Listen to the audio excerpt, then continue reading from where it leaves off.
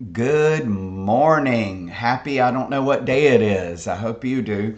Hey, I'm using my Dolly Start Each Day with a Grateful Heart mug today because I am still on my journey to be grateful. And I'm not 100% consistent with it yet. And I'm wondering sometimes, okay, do I need to wake up and be grateful out loud? Or do I just think it like a prayer? So I kind of do both. So I don't know. You tell me what works for you if you do daily gratitudes. Y'all, this market it's fun. It is fun. It is interesting. We are really having to dig deep and get out there and figure out how to find the people who are willing to buy or sell right now. I've been reading a lot about this locked in syndrome, not locked in like the one where you're in a coma-ish, but you're still alert and you can tell what's going on around you, but you can't do anything. Not that one. I'm talking about the one where people are in a home that maybe they're not extremely happy with, but they have a really good interest rate. Or even if you bought your home prior to 2019, you're probably still at a 4 or a 5% interest rate. So people are getting depressed. People are feeling like they don't have options. And here's the thing, I'm never going to tell anyone to rush out and buy or sell a house because it needs to be the right time for you to do it. Now, when you're ready, I hope I'm top of mind and you ask or reach out to me and my team to help you. But here's the thing, this too shall pass, right? These interest rates won't always be this high. Could they go up again? Yes, likely they will. The financial experts are saying we're in this for at least a year, right? So probably the end of next year, things will start coming down. Lord willing and the creek don't rise, I hope I'm still here. The plan is to still be here. But here's the thing. If you really are unhappy where you are, there are things you can do. You can get through. Like I think I shared before, my house is at a higher interest rate because by the time I finally found one I liked and got an offer accepted, the interest rates went up before we locked my rate.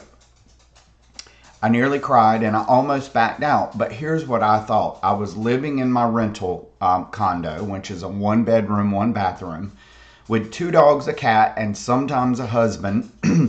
And it was a little too much for me. I was like, you know what? I'll just suck it up and refinance. So if you're in a situation where you really want to move or need to move, you can do that. You can refinance. If you're using a VA, you can refinance in 6 months. A conventional, I need to check on because I don't do as many conventional loans. I'd say 90% of my business is veterans and active duty. Or like FHA, I help a lot of first-time home buyers. But you can always refinance. But again, don't rush out and make any decisions that aren't good for you just because you saw an infomercial that says, now's the time to do this. I mean, how many of us have been there? You know, do something because you watched a commercial that got you fired up or you heard somebody talking about it and you ran out and did it and then you realized, poop, this really isn't for me. That's not the way it is on the home market. See, there are many options. You can always rent the property you're in and find a different property. I have heard of people who rent their current home out and then they go find a rental until they decide what else they want to do. Now, I never recommend people go out and find a rental because you're growing someone else's wealth, not yours. One of the things I really want to do as a real estate agent is help people understand that yes, you want a house to be a home, right? But always think of it as an investment and growing your wealth.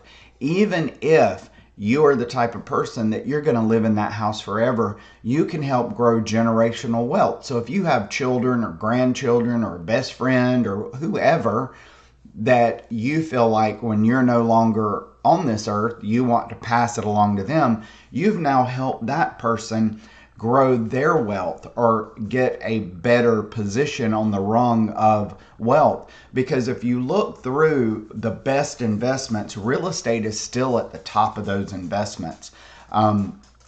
that is how people grow their wealth. If you look at some of the wealthiest people in the world and you go back and see what they did, real estate is a part of that portfolio. It may not be the entire portfolio, but it is a part of that. So I want you to start thinking about that, not just as a home. Of course, enjoy your home, love your home, do whatever you want to do with your home, but also think of it as a savings account.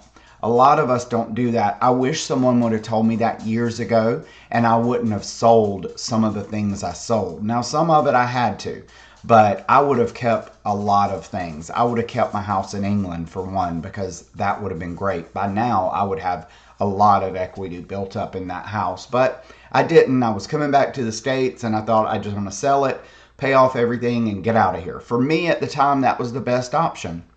It's very easy to look back on things and think, oh, I shoulda, woulda, coulda. But you make the best decision in the time you're making that decision, right? So start thinking of it that way. Start thinking about your home as an investment, not just a place to live. And try to help mold your decisions that way. I love talking about this. You can always reach out to me. I'm looking right now for a new financial advisor, planner, tax person, and I met someone out of Atlanta that I haven't hired yet, but just the few conversations we've had have made my little brain cells that still work go bing, bing, bing, bing, bing. Oh yeah, that's a good way to think about it. So always do that. Always think about it as an investment. Of course, think about it as a home as well. And I was going somewhere else with that. Hey, Jesse, good morning.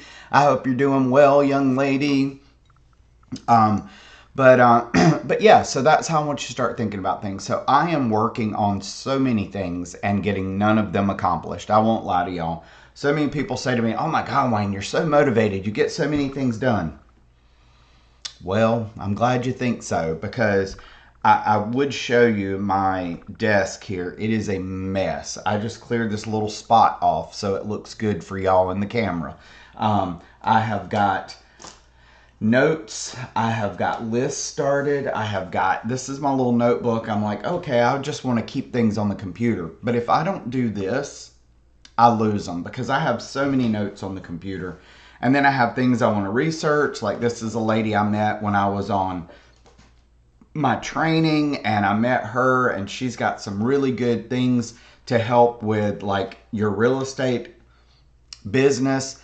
But I don't know if y'all are like me. I look at these things and I look at that little QR code there, and then I look at it and I'm like, well, why do I want to spend that money and I can't see what it is? Maybe it's not something I need, or maybe it's something I'm already doing. So if you notice, there's a theme here. We're talking about money because the market is a little bit unsteady right now. Things have slowed down. I've got a few listings out there that just are not moving, and I'm racking my brains. I'm like, I know I'm doing everything I can do. I'm advertising, I'm doing open houses. I mean, you can't really, I guess you could do an open house every week, but if nobody's coming to them, what's the point, right? So maybe I need to start doing that. I don't know. I don't know what to get people in these houses. I've done all the marketing. I've put them in the newspaper even. I have put them online. I have done videos. I have done everything. So I guess what I need to do is go back and make sure all my ads are still running so they're still out there. But, you know, it's an interesting time with these interest rates. But like I said, this too shall pass. You just hunker down and you get through it. I'm really hoping the financial folks are wrong that it's going to last another whole year because, well, one of two things. If it lasts another whole year, either it's going to be a really shitty 2024 or people are going to get used to it and we're just going to go back to normal, right? Because people still will buy and sell homes. People still need to move. I don't care if the interest rates would have been 20%. When I was ready to leave North Carolina and come back to Florida, I would have done it anyway. So people are going to do what they need to do. And again, if you feel, I think I was going back to I need to go back to what I started talking about is this whole locked in thing. If you're feeling locked in, give me a call. We can talk about it. Again, I'm not going to force you or try to convince you or coerce you to sell your home. I understand. I really understand. If you've got a 3% or a 4% interest rate, I really understand that you don't want to jump out of that into a 7 or an 8 or a 6. Completely understand that. There are other things you can look at. Like I said, if you want to put it on the rental market, if you just want to do some updates or improvements, we can look at what are the best updates and improvements to do that you're going to enjoy that home while you're there. And then when the interest rates change, then you can put it on the market. Let's look and see what kind of equity you've got in the house. Maybe you don't dislike it as much as you think. You can pull some equity out, fix some things up, pay some things off, and then be a little happier where you are. So see, I'm not always about buying and selling. I can help you just talk through things because I see a lot of it. I can't say I see it all, but I have seen a lot and I have done a lot. There are lenders right now that are offering deals on refinancing with no closing costs because we're all in this together, folks, right? Lenders are working just like realtors are working. Most of them rather, work on commission. I work on 100% commission. If I don't sell a property, I don't get a paycheck. So when y'all see me losing some weight, you know I've not been selling as much because I can't afford to go out to my fancy restaurants.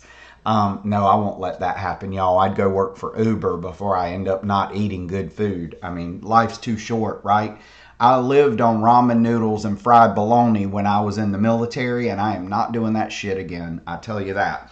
Although it was very good, my cousin Wayne and I had perfected a recipe that was really good. You know, you do the fried bologna, you do the ramen noodles, you throw some of those little English peas in there, chop up an onion. That was good eating, y'all.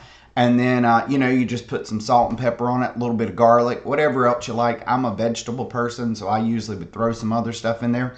So here's the thing. If it goes to that, y'all, all you doomsdayers out there, we can live off ramen noodles, right? You can live a long time on that.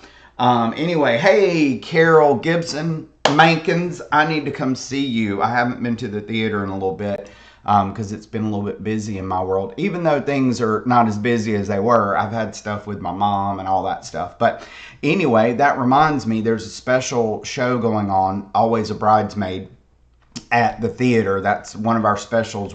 Not that actual show, but we do this special every so often with one of our benefactors. So you have to go out and see it. It'll be funny as heck. Some of the best ladies in our theater are in it. I mean, it really is a gem to see. I'll have to get all the information. I'll post it for you.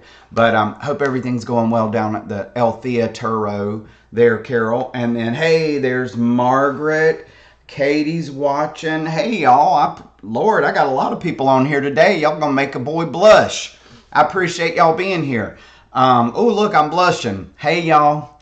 I'm so used to there being like 2 people on here. And then people watch it later because I get messages, hey, I watched your live, but I don't get up as early as you do. That's okay. You can watch it later. All right. I don't know how long I've been recording here. I've just been rambling on, but the moral of the story is we're all in this together, right? Hang on and hang on tight.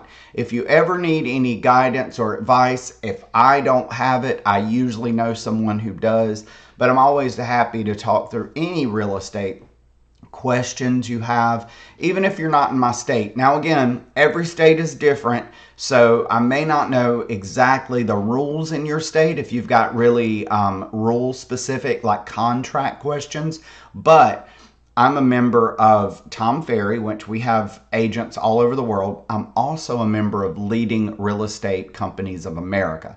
Now, that one is near and dear to my heart. Why? Because only top real estate brokerages that are locally owned are allowed to be in that network. They have to be top performers and they have to be locally owned. Nothing against the big box folks, but it is reserved only for people that are local owned brokerages.